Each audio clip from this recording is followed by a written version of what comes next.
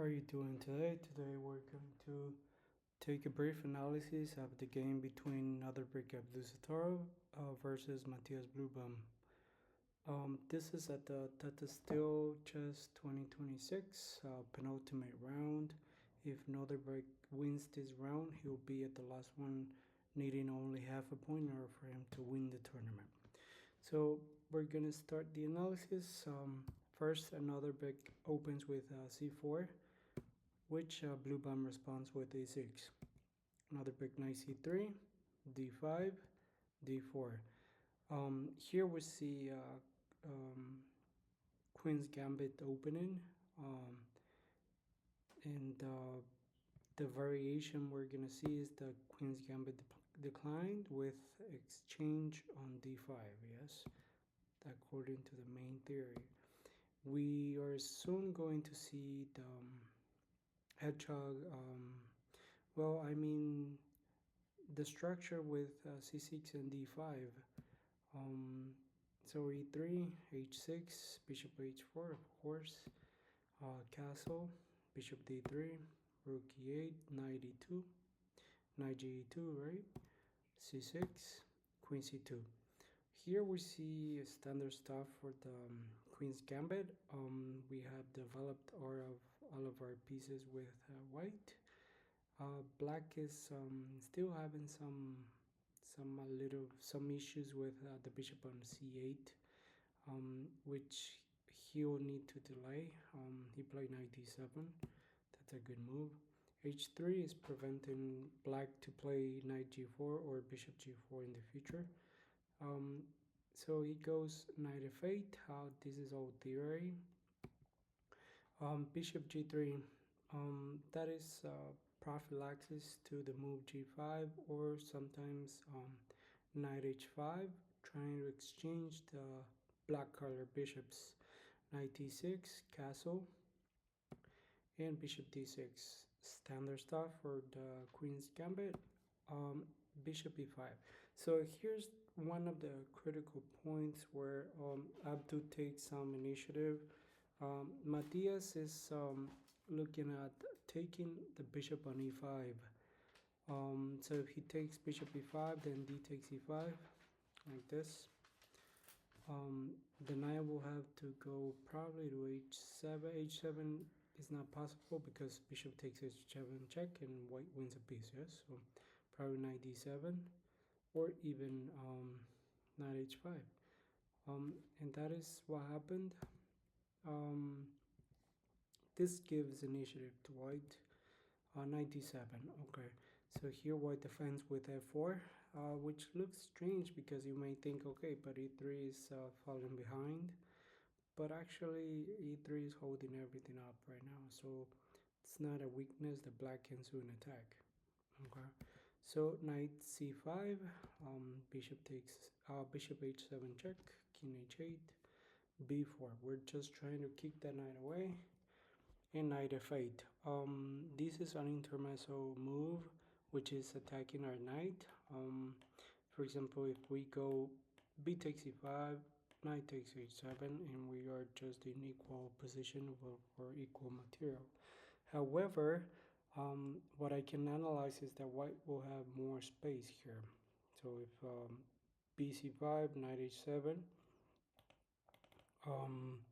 black will have certain advantage because he has more space, and also he has control over the d4 square with the knight. We're pushing on d6, f6, g5, so black would be a bit better.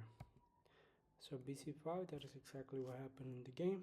So, and then of course we had the rupture on e4, which is really strong, trying to open lines for our rooks, and also to just bring our pieces to attack the black's king. Yes, e4, queen a5, trying to take the pawn on c5. So we go ed5. So I have to try to open this diagonal for the queen. Also, there's an intermezzo move right now with queen c5 check in h1. Or actually, if Blübaum goes queen c5 check, we can go king h2, which is better, because sometimes if we go h1, this diagonal might open, and we're not trying to give any opportunity to black to do some counter chances. So cd5, queen c5, king h1, ct5, queen d2, attacking on d5, and bishop d7. He's trying to, of course, come to this diagonal, which is a bit strong for black. And rook c1. We're trying eyeing the queens on c5. And of course, black will have to move it. Queen b2, queen b6, queen d2, queen a5. A few repetitions there, but knight d4. Abdu is playing with a lot of initiative. He's got the center. He's got these pawns that are taking more space for white. He's covering the isolated pawn the black has, which is of course a great weakness. But Abdu is trying to play for the initiative, not just for material. Here f6, and Abdu goes like, okay, queen b2, I'm attacking on b7, you can take this pawn. So fe, rook e5, wins a pawn, yes?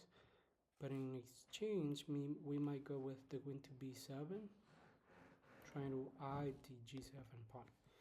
So this is what happened, rook e5, rook f7, knight f6, rook f1, queen c7, trying to defend. This is some advanced movement. As a club player, I can tell you that I wouldn't do this, because queen c7 is like, okay, let me pin myself, which is a bit weird. However, the bishop is well defended, so he just brought the queen to defend. Knight b5, attacking the queen on c7, queen c4, attacking the rook on f1, and here's the brilliant move. Rook takes f6. So what Abdu is trying to do is to bring the queen to the king side so he can attack the black's king. So that's why he's giving up more material here, because if you count the pawns, you see that Abdu is 2 pawns down. Okay, so if gf6, queen f2, queen c1, king h2, queen to g5, then rook takes d7. Okay, rook e4, knight d6, queen e5, g3. This is well defended. e2 is well defended, so rook e2 is now possible. Queen takes d4, knight takes e4, brilliant move. If the queen takes on f2, then I'll take with the knight again, and I'm up a piece, yes? Which is what happened, and this ending, rook b7, rook c2, king g1, because he did not like the idea of being pinned again with the king. So here we have the position where, of course, white will bring the knight to g4 and f6, probably h6. One of them is going to fall. The pawn on d5 is weak, which is bring the rook to d7, and then we're going to be defending this file, and also we're going to bring our king to defend it. So this is never promoting, and we're up a piece, so white's winning, yes? Rook a2, knight g4, which is the plan, and here Blübaum resigned.